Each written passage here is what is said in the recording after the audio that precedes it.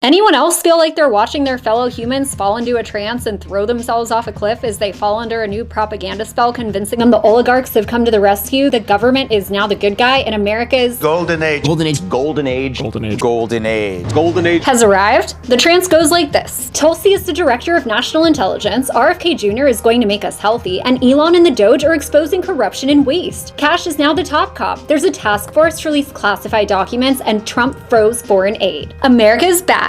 And the new ruling class is here to liberate and protect us while taking out the deep state. Finally, we're saved. It's tempting and it sounds miraculous. Until you look past the shadows on the wall to the character and behaviors of those casting them. While it's great and not hard at all or revelatory to expose government waste and corruption, how is Elon going to handle his own surveillance state and military-industrial contracts? Will SpaceX face scrutiny for buying bipartisan influence in the broken system he and the oligarchy now rail against? How is Doge any match for the current House Republican budget proposal, which is slated to increase the deficit by hundreds of billions each year? The Senate overwhelmingly voted against an amendment to make significant spending cuts to their version of the astronomical budget. Is a public-private partnership with some of the most powerful tech people who are pushing biometric digital IDs and envisioning total surveillance taking down the deep state? Is advancing artificial intelligence in government, especially in the military and the CIA, to the benefit of Silicon Valley tycoons what MAGA voted for? Are mRNA AI cancer shots and poultry injections Maha? Is the new seed oil shilling deputy director of the USDA? Fun fact, RFK Jr. does not oversee the USDA. Meanwhile, Patel vows to punish journalists when the government decides they've done bad things. And about those classified documents, the most transparent administration in history promised you. Trump, quote, banned CBDCs only to promote them with an extra step. It's cool Trump said he wants to cut defense spending. He also recently said, we want to raise defense spending. I think we have to have it. The new Senate Republican budget proposal allows for $150 billion more for the military in the next 9 years. Meanwhile, Trump is funneling literal tons of weapons to Israel. He claims the US will annex Gaza and his entire cabinet is packed with Israel bootlicking shills while he orders a multi-billion-dollar Iron Dome built over America. By the way, Biden launching airstrikes against terrorists is unconstitutional, but Trump doing it is extraordinary leadership. A government agency is looking to monitor speech for criticism of said government agency. Trump is attempting to silence speech for his handlers and just shut down a police accountability database. He's also expanding Guantanamo, a black stain on American values. His King neocon-endorsed CIA director won't reject the use of torture, but Trump's Wall Street Secretary of Commerce did say his goal is to abolish the IRS, and paying higher prices caused by government intervention is now patriotic. So bend the knee.